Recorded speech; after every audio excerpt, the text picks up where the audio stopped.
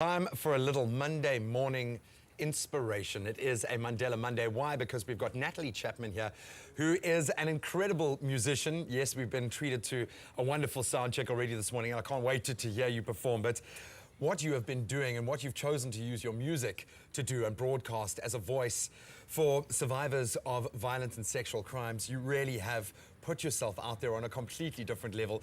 The key word here, as you said off camera a few moments ago, is relentless. Talk to me about your campaign, hashtag 90 days. It is in 90 towns. Now, you've done it before last year. Yeah. What is this all about?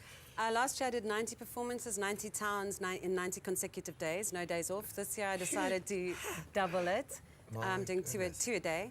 The point of it and the objective is really to give a voice to survivors of violent and sexual crime, because in South Africa we have, people are very silent. We've been taught to be really tough and put our head in the sand and get on with things. And I think it's causing, we aren't healing as a nation, and it's perpetuating, and this little small sore has become this huge thing. So I decided, what do I do as an individual? And I'm a musician, so finally I came to the realization that I should just use my music and try to send a message of hope to people who are in silence, and also to communities to say, come on, let's get together, and although we can't change the government or police, we can possibly change one person's life at a time.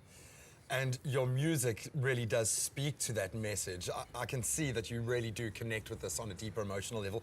How has this process changed you and your music making process, yourself as an artist? I don't think you can be the same, especially now I'm doing community gigs in the day. That's night shelters, prisons, schools, orphanages, things like that. So you're getting to meet people on the ground. It's quite heart-wrenching, but at the same time inspiring, that people somehow find the strength to carry on. So for me, I don't think I'll ever be the same, and just playing music to be famous and make money is just a thing of the past, really. Not that I wanted to be famous, but I think the focus and the objectives have changed in my life. This is one area, and we've seen it with our own kind of CSI structures and partners here on the show, that women and child abuse especially are one area that no one wants to touch, that corporate sponsors don't want to touch, no one wants to go near it because of how ugly and real it is, and it kind of forces us to come back down to earth.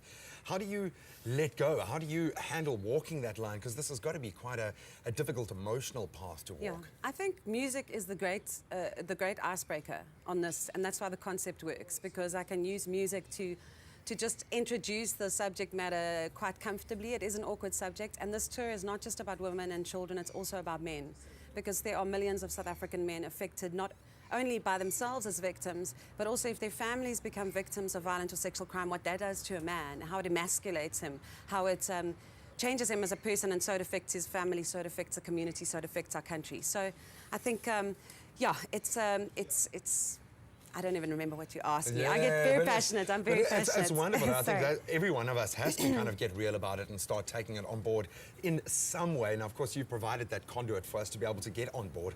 How do we support you? What do you need from outside, from us, the music-hungry component to this? Come to the shows. I mean, you can go on my website and just find the schedule, come to the shows, and also encourage people to go out and find in their communities maybe an organization that they can somehow visit, maybe orphanages. The kids don't get to see anybody, you know, and I think our children are the place that we need to start making change.